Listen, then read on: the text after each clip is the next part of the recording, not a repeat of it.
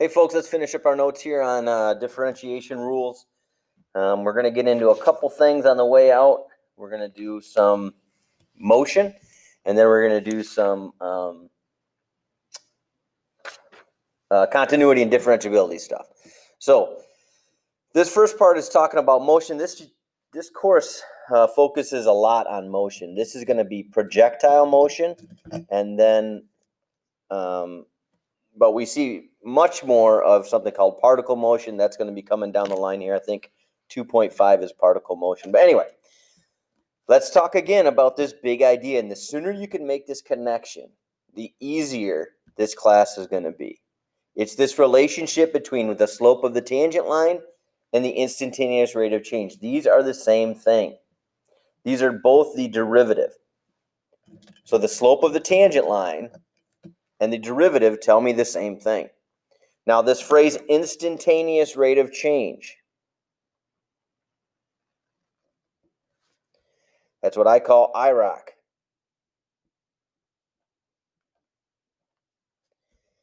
Instantaneous, maybe I should capital I like that better. IROC, instantaneous rate of change. Okay, so what do we have if you have an instantaneous rate of change? That's talking about at a single instant. That means that you only have 1 point. 1 point. That point is x, comma f of x. And the only way to find that instantaneous rate of change is by finding the derivative. So the instantaneous rate of change is finding the derivative because we only have 1 point. Now that's different than the average rate of change, AROC. The average rate of change has 2 points, and we call that x1 and f of x1, and x2, f of x2. And when you have 2 points and you want to figure out the average rate of change, you calculate the slope using the slope formula. So that would be f of x2 minus f of x1 over x2 minus x1. So there's two different phrases. Average rate of change, and average is between two. It's the average, how fast things are changing on average between these 2 points. That's just the slope formula.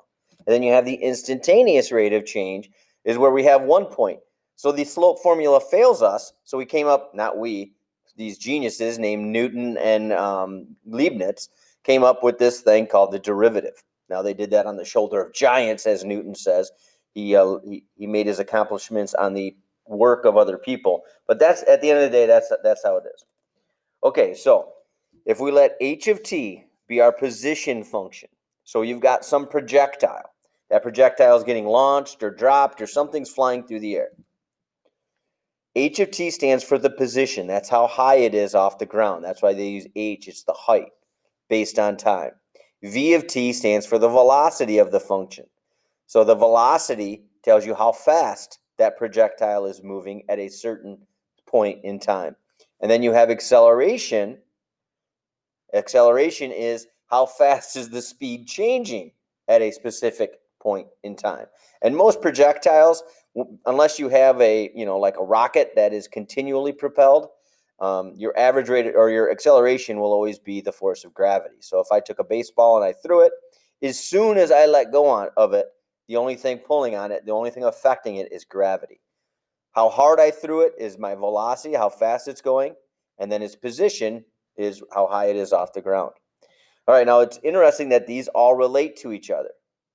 That you have position. Get a different color here. We have position, which is h of t. Then if I want to derive h of t, I get v of t. So v of t,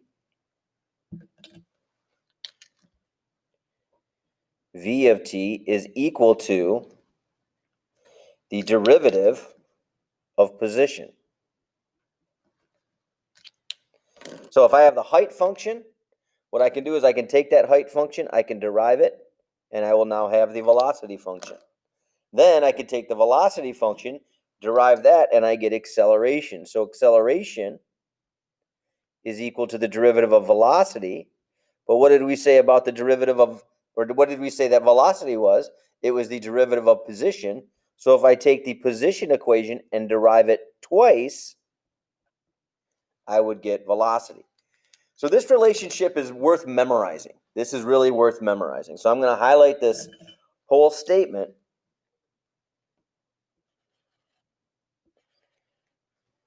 And if you've taken physics, this is like the foundation of all of physics. So if you have taken physics, you probably already have this relationship memorized. Now, when you're reading a story problem in AP Calculus, and it should be in any class, but specifically in this class, the College Board and I expect you to know what the units are. So if there's units in the story, you must answer with units. So let's quickly identify the units dependent on each function. What are the units for your height? How high is your height off the ground? Well, I'm just going to use feet here, but it could be meters, it could be inches. It's any sort of distance measurement, but I'm going to use feet. Then we have velocity. Okay, velocity is how fast the height is changing over time. So that's called feet. How fast is the height changing over time? I'm choosing seconds. It could be minutes. It could be milliseconds. It could be hours. It could be all sorts of different things. And then finally, acceleration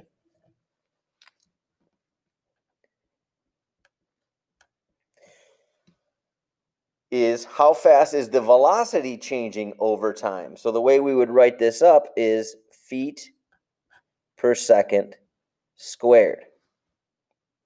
Now the reason that is written that way is because this is really feet per second, and that then is getting divided by another second. So it's how fast is this change. All right, so let's kind of step back here. Height is there's no change here. If you want to see, if you measure height, you're simply measuring its position at a specific time, The velocity is different. It's how fast the height is changing at a specific, over a specific time. So let me try that again. Yes, it's how fast, it's a rate. So this is how high the object is. This is how high the height is changing at a specific time. So that's why it's your feet divided by how many seconds you've gone. And then we have acceleration, which is how this is changing over time. So in this case, I take the feet, how it's changing over time, I put it over time, feet over second, that becomes my velocity. My acceleration is how is the velocity changing over time. So I take the units for velocity, which is feet per second, and then I divide them by time. And that gives me feet over second squared. Now the reason that gets second squared, because we flip and multiply here, let me just show you real quick. This becomes over 1. I flip and multiply, so this becomes 1 over seconds. So I get feet times 1, which is feet, and I get seconds times seconds, which is seconds squared. All right, so like I said, this is worth memorizing. If you're somebody who struggles with practical applications, which I am too, it's worth trying to memorize these little relationships. Okay, so let's read the story and give it a whirl. So a calculus textbook is stolen from a museum and taken to the top of a 400-foot tower to be dropped down to the unforgiving pavement below. Its height, h of t, feet at any time. Now, notice a couple things here. Look at what Corpy's doing. He's writing this thing up in a very distinct way. Height, h of t, feet. So he's putting units with the like kind of adjective, I guess. At any time, time, t seconds. Notice he didn't just say any time t, he said any time t seconds. During its brief but painful plummet to earth is given by the equation h of t equals negative 16t squared plus 400. Answer the following questions regarding the book. For how many actual seconds was the book falling? How many seconds did this feel like to the book? I don't really get that part. I think it's attempt at humor, but I'm going to let that part go. So for how many actual seconds was the book falling? So what do we need to figure out? What height are you at? So how long was the book falling? Well, what height would you be when you stop falling? The book stops falling when its height is what? Is 0. So I want to figure out, I know that the book will stop falling when its height is 0. Once it hits the ground, it won't fall anymore. So I now need to figure out when was the height 0. So this is a very nice little mathematical setup we could do. I could take the height equation, which is negative 16t squared plus 400. And when do we want to figure out, if we want to figure out when it stops falling, I would take that equation and set it equal to 0. This is something that I can solve. So I would say 400 equals 16t squared. He didn't say that we could use our calculator here. I'm going to use it anyway. Mostly these application problems, you're allowed to use your calc. So 25 equals t squared. And then I would square root both sides.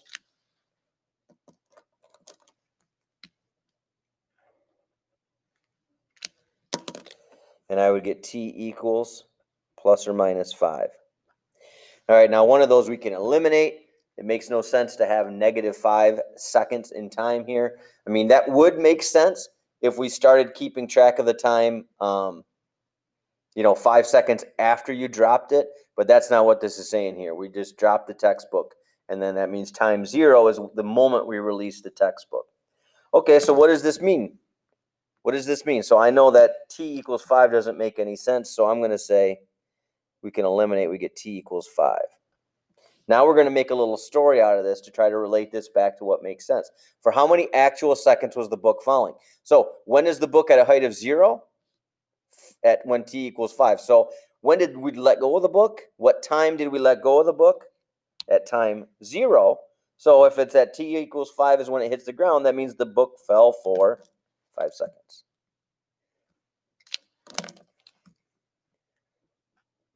The book fell for 5 seconds.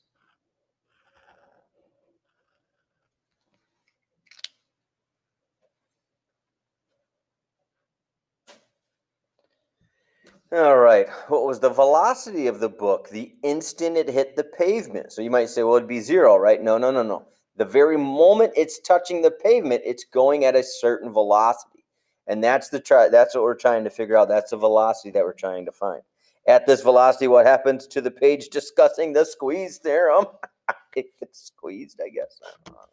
Whatever. Okay, so here we go again. These are the keywords that you have to start to get used. You have to get used to looking for. You have to read for information. What was the velocity of the book the instant it hit the pavement? That means that we're looking at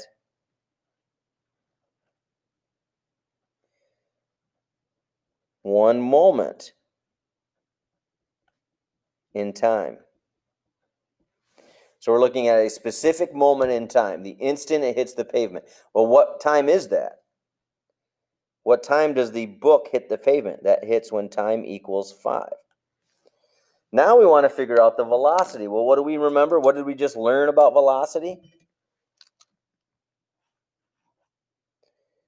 We just learned that velocity is equal to the derivative of height. So if I go back to my height equation and I derive that, we would get negative 32t. Okay, so now we're going to take these two pieces of information and we're going to merge them together. We know that the velocity formula is negative 32t. We know the instant the book hits the pavement is at time equals 5 seconds. So now I'm going to take these two and I'm going to plug them together. I want to find out that v of 5 equals negative 32 times 5, which is, like I said, this would be a calculator situation, negative 160. Okay, now after you do this work, you want to then do a little write-up at the end. So you would say something simply Don't overdo it. Don't make it super fancy. What could you say? I would say something. I always try to read back the story and write it at the end. Read the story and then just say that exactly back to them. So the book, it says, what was the velocity of the book the instant it hit the pavement?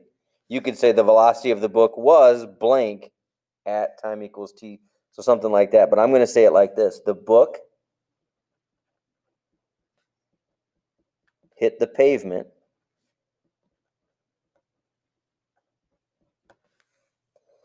at a velocity of negative 160. All right, you just lost. This question is worth 2 points, and if I stop here, I just lost one of those 2 points. What do you mean? Wait, I did the derivative. I figured out that the time was 5. I plugged that in. I got my answer, right? No, you lost a whole point because you didn't include the units. You have to include the units. And velocity is a measure of change in height. So I'm going to take the height. What is our height? Feet. And I'm going to divide it by our time, which is seconds. Do not forget your units. It's half of the point. It's crazy that it's that important, but it is. Okay, so now what is the average velocity? Boom, right there, average velocity. We talked about this up above, you have IROC and AROC. Average velocity, let me kind of highlight this. Average velocity, this is the slope of 2 points, and those points are going to be velocity points. So this is the slope. If I see average velocity, that means I want to figure out the slope of the velocity between, let me try again. Slope of 2 points to average. I did not explain that very well. I actually explained it incorrectly. It's the slope of 2 points. I'm going to stop there. All right. So let me do a quick sort of sidebar and try to make up for my mistake that I just made there. Instantaneous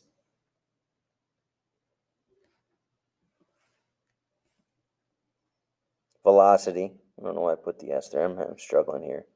Instantaneous velocity is v of t equals h prime of t. The instantaneous velocity is the derivative of height. Then we have the average velocity. The average velocity is equal to height at a time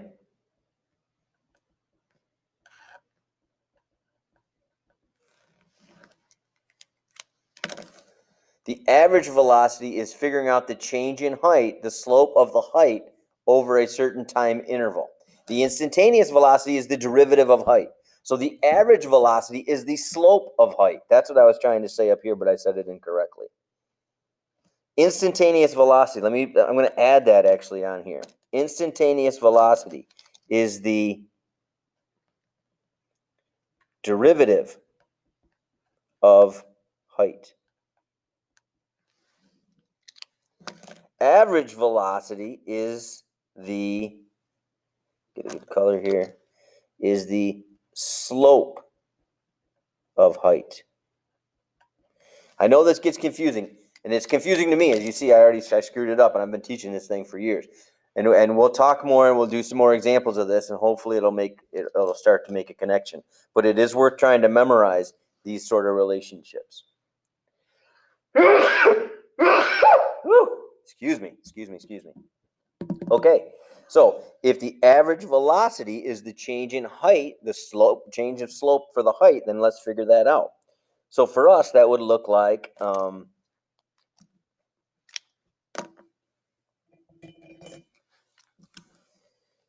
so I would take height at, all right, now what is during its free fall? So how long is the free fall?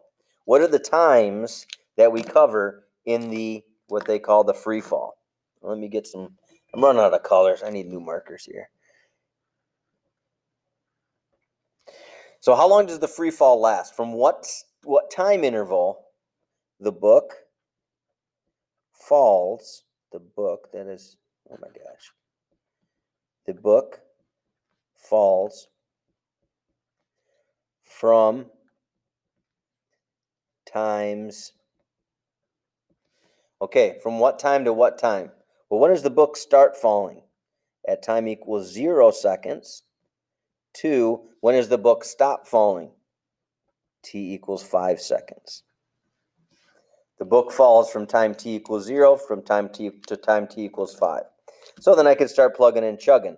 What's my height at times 5 minus what's my height at times 0 over 5 minus 0. This should look familiar. This is the slope formula, except instead of doing y minus y, we do h of blank minus h of blank.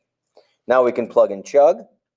The height formula is up here. There's my height function. If I put in 5, we would get negative 400. Well, that makes sense, right?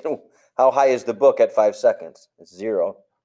Minus, how high is the book at 0 seconds? So I put 0 in there, I'd get 400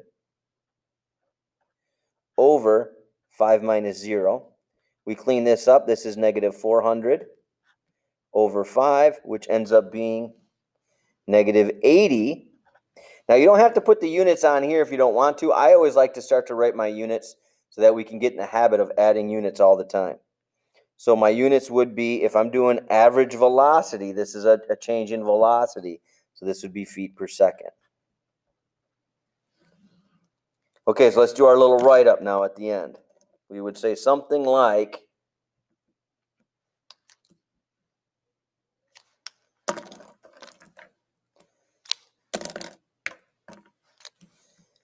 so what was the question? What was the average velocity of the book during its free fall? So I usually just say back what the question said. The average velocity of the book during its free fall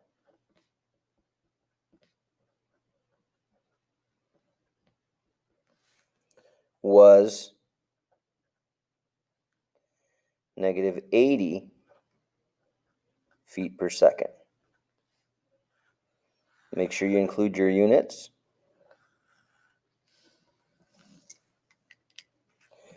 What else could we say? I guess we could also say, on average, the height of the book was decreasing by 80 feet per second during its free fall. That's another way. Notice I said on average the height was changing. The height was changing is the same as the velocity. What was the acceleration of the book during its free fall? So here we go, acceleration. This is again,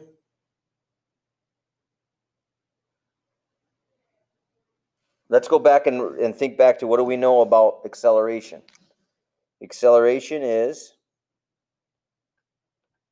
the derivative of velocity, which is the second derivative of height. So we could go back to the height equation and try to derive it.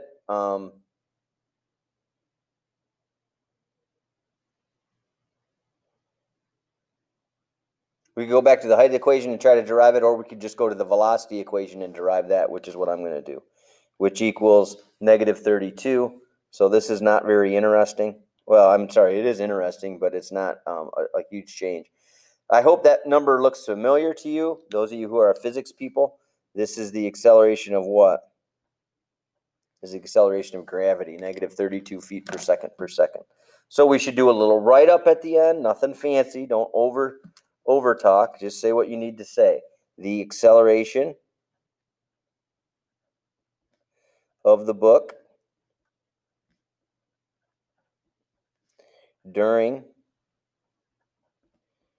its free fall, or I guess they just said fall this time.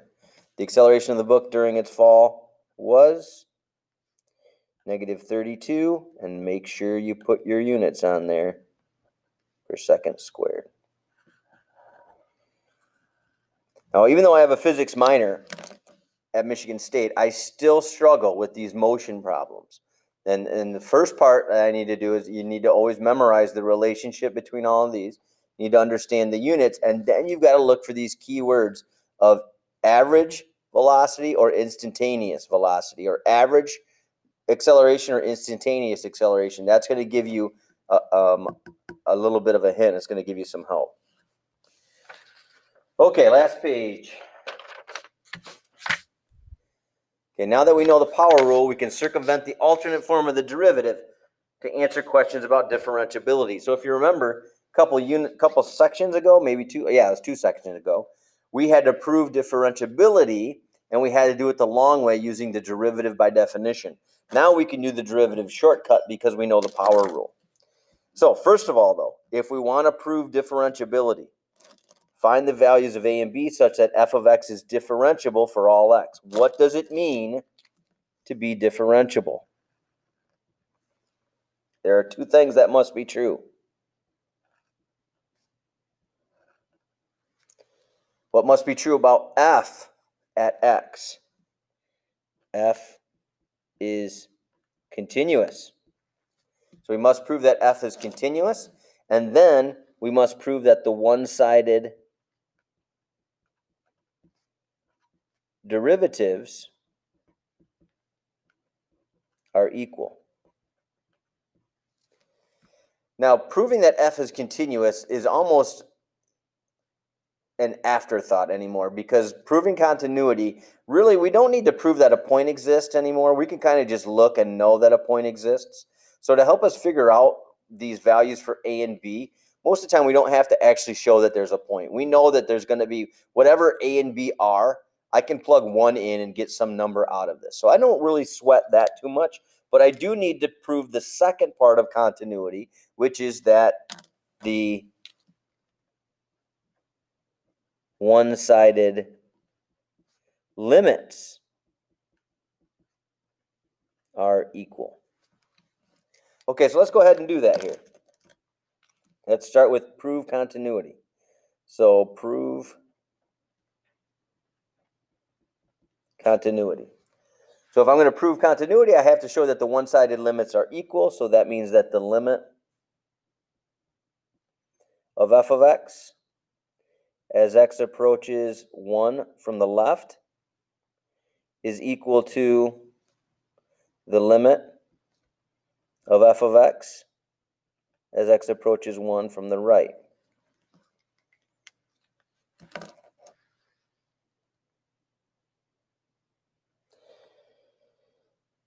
Well, let me stop here for a minute. I guess I wasn't paying very good attention. We're supposed to prove differentiability for all x.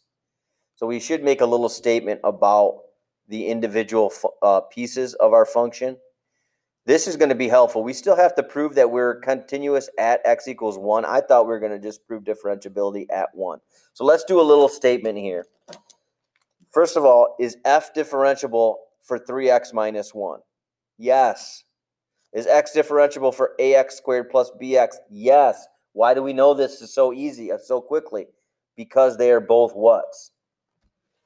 So, since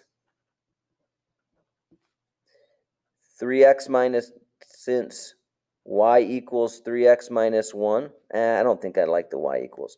Since 3x minus 1 and ax squared plus bx are polynomials, then they are differentiable for all x. Okay, so there's our first little note. This is differentiable everywhere. This is differentiable everywhere. What we still need to show, though, because they are polynomials, what we still need to show, though, as they meet up, as this line meets this parabola, we need to show that they are at the same height. In other words, that they're continuous. And we need to show that they line up smoothly. That's going to be the differentiability part. So,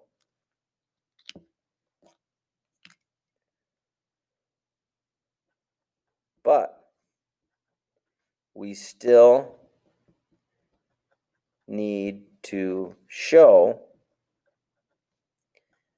that f is continuous at x equals 1 and differentiable at x equals 1. So I probably should have written that first. I should have done that before I started to prove things, but I didn't, and we've got it. Now we've got it, and we can talk about it. So how do we prove this continuity? I prove that the one-sided limits are equal. So let's start plugging in a chugging. My limit from the left, that would be this function. I would plug in 1. I would get 3 minus 1.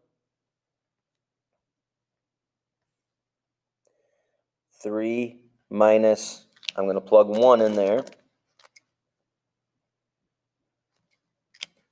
equals A, I'm going to plug 1 in there,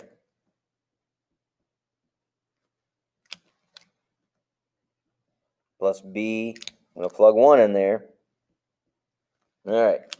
Now, for f to be continuous at x equals 1, these have to equal each other. So I can start to clean them up.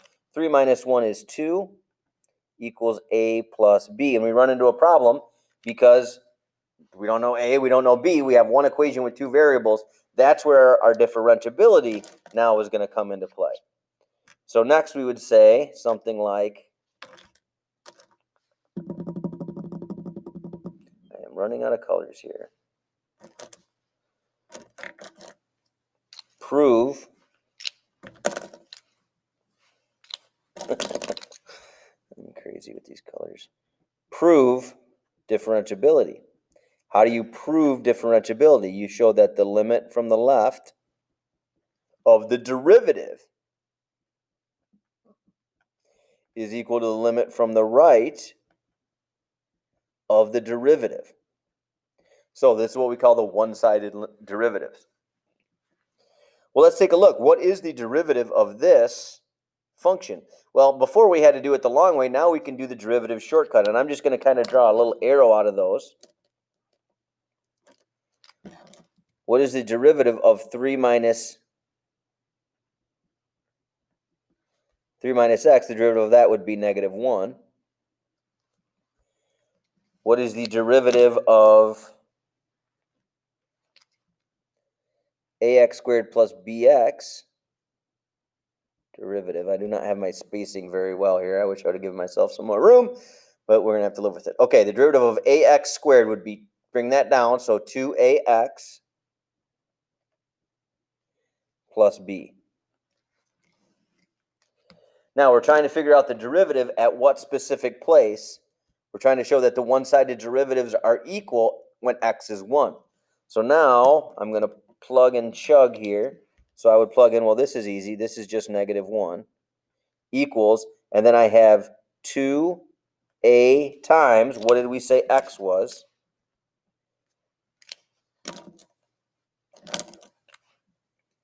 X is 1 plus b, which we can now clean up to be negative 1 equals 2a plus b. All right, so we're in a bind. We have two equations, but neither of them are solvable. So there's two ways to go from here. You can either substitute, or you can solve the systems by substitution, or you can solve them by adding them up and canceling out the b's. You know what I'm talking about? Or elimination. There we go, elimination. I think I'm going to use substitution today. So if 2 equals a plus b, therefore a then is equal to 2 minus b. You buy that? If I bump the b over there, it would say a equals 2 minus b. Now I could take this 2 minus b and I can sub it in for a. So my equation now would say negative 1 equals 2, a is 2 minus b,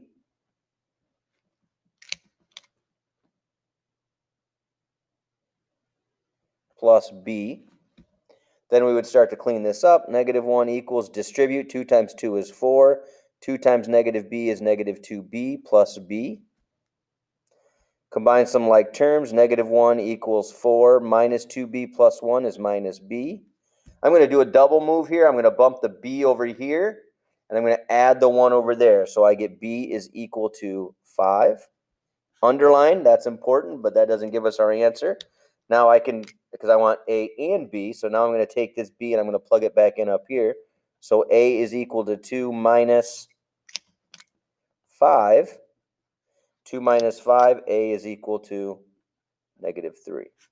So now we could take them both together and say our overall answer that a is equal to negative 3 and b is equal to 5. If a is equal to negative 3 and b is equal to 5, my function will be continuous and my function will be differentiable. Why don't you go ahead and try the next one? I'm going to pause here for a second. I'm going to show you while you're starting the next piece. I'm going to buy you some time here.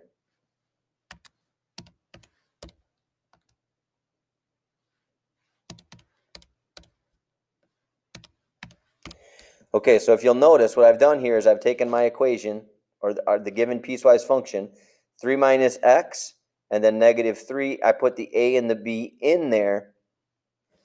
Now I want to define this. Shoot, I should have put these in there at the beginning. I want to define this graph for all x's that are greater than or equal to 1. And I want to define this function. Oh, I just deleted it. Great. I want to define this function for all the x's that are less than 1.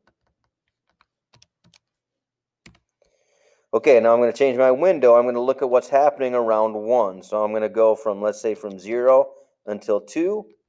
What would be a good, what height are these at? These are at like a height of 2. So I'm going to go from 0 until 4.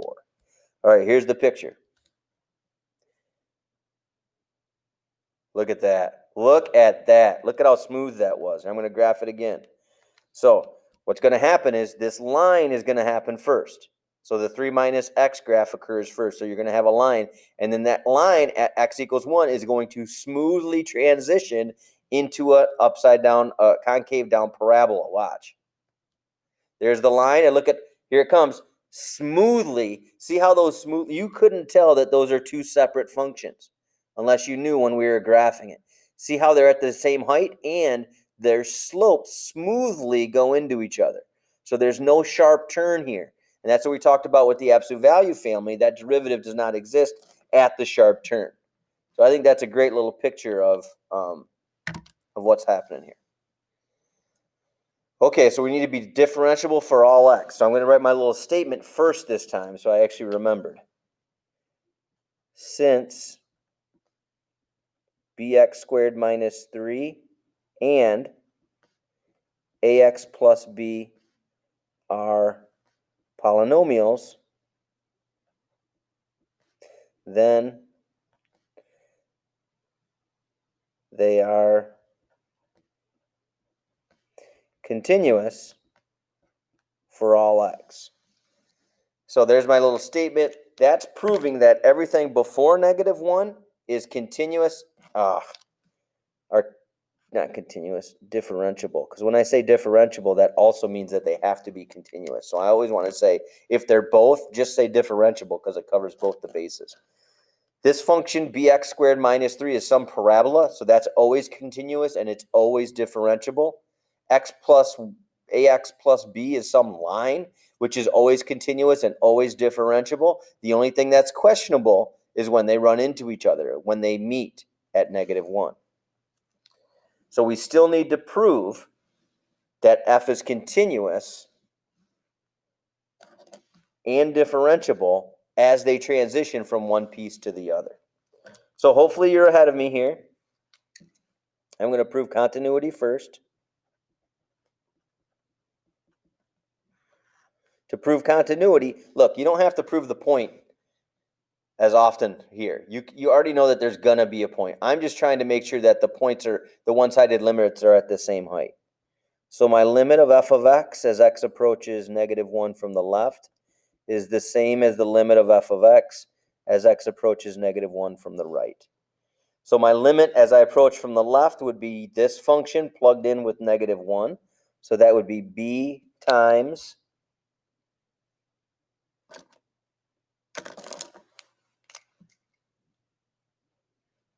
negative 1 squared. subtract 3 is equal to a times, this is my limit from the left, plus b. Clean this up, that's just 1, so I get b subtract 3 equals, that's negative a plus b. Ooh, life is good here. Ooh, I like this. I like this because what's going to happen to my b's? They gone. So when I minus b from both sides, I would get negative 3 equals negative a. Therefore, a is equal to 3. Nice. Nice. I don't have to do a substitution here. I can just plug this into my other answer. All right, so that's half the battle. We now know what a is, but now we need to figure out what b is. So we still have to prove some more. We're going to prove differentiability now. To prove differentiability, I'm going to show that the one-sided what? Derivatives as we approach negative 1 are equal. The one-sided derivatives as we approach negative 1 are equal. Okay, so the one-sided derivatives, I'm going to go back up here and write a little note to myself on what the derivatives are. So I'm going to take this function, the derivative of bx squared minus 3. That's a constant, so that's gone. The 2 is going to bump in front, so it'd be 2bx. And then the derivative of ax plus b. So that's a constant, that's gone, that's going to be a 1, and so it's just going to be a. So my limit from the left would be 2b, but then I would plug in negative 1 for x equals a. Well, that's easy. We don't have to plug anything in there. Now we can start to clean this up. I'm going to do two things. I'm going to clean this up, and I'm going to sub in what a is. I already know that a is 3. So when I clean up this side, I'm going to get negative 2b equals, and we know from before that a is equal to 3. So now I'm going to just divide both sides by negative 2, and I get b is equal to negative 3 over 2. Now we want to take both these things, as always, and make them into one nice, easy to grade for your old teacher. A equals 3, b equals negative 3 over 2. Okay, gang, I hope that looked familiar. These examples are really close to what we did in the last unit, the last unit to prove continuity. Now we're taking that continuity piece and adding the differentiability piece. So that's it for notes. We've got a lot of stuff in this unit, so make sure that you're asking questions and you're doing the practice problems to make sure that you're understanding these without me giving you the hints that I usually give. All right, good luck.